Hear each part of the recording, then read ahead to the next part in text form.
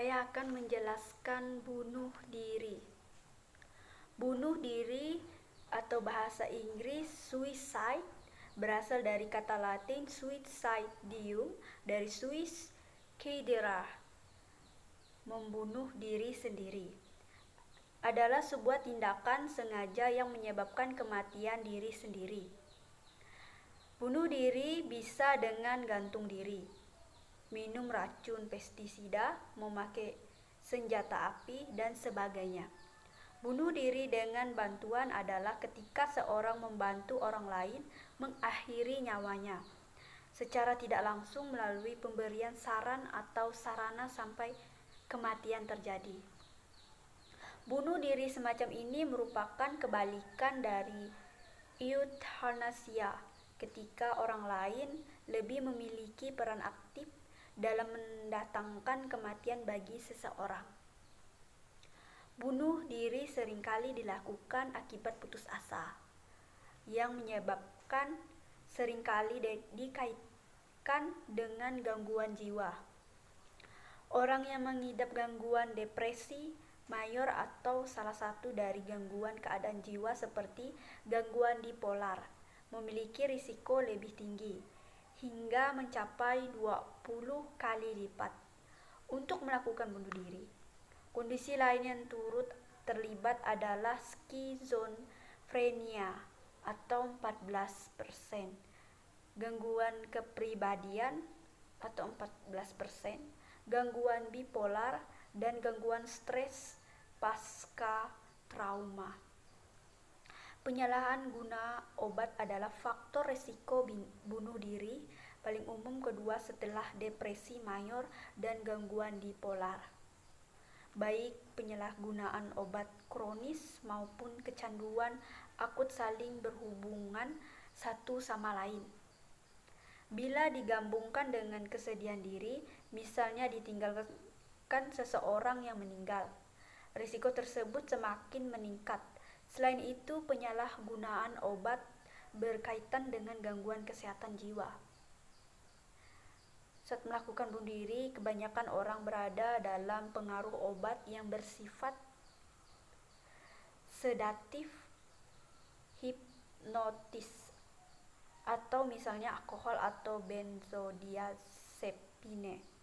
Dengan adanya alkoholisme, penyalahgunaan kokain dan methamhetamine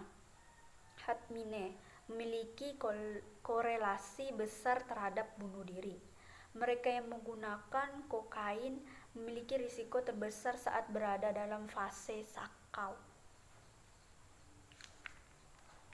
Masalah kesehatan fisik mencakup sakit kronis, cedera otak traumatis, kanker, mereka yang menjalani hemodialisis, HIV, lupus eritematosus sistematis, MIG, dan beberapa lain berisiko sangat tinggi melakukan bunuh diri.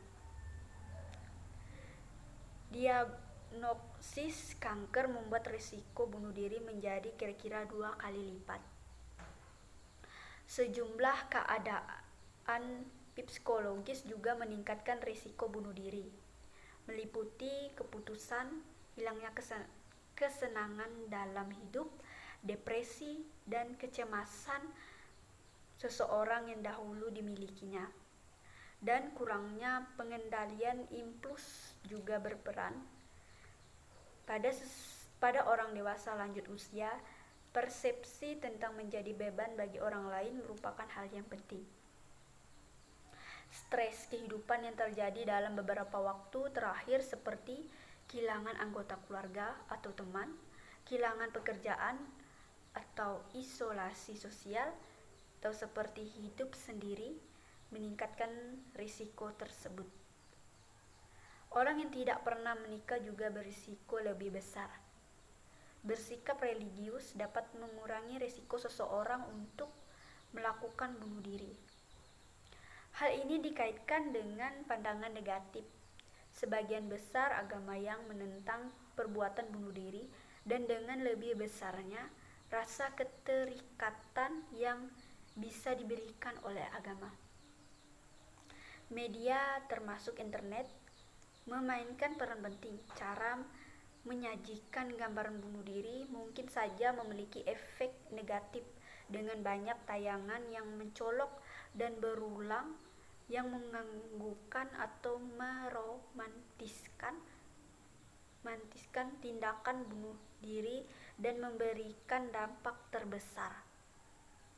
Bila digambarkan secara rinci tentang cara melakukan bunuh diri dengan menggunakan cara tertentu, metode bunuh diri mungkin saja meningkat dalam populasi secara keseluruhan.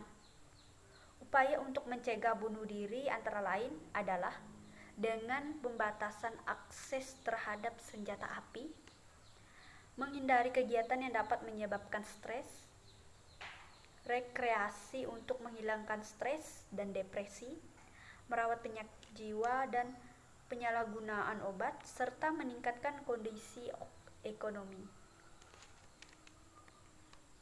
Tindakan lain diantaranya dengan mengurangi akses ke gas karbon dan penghalang ke jembatan serta platform kereta bawah tanah.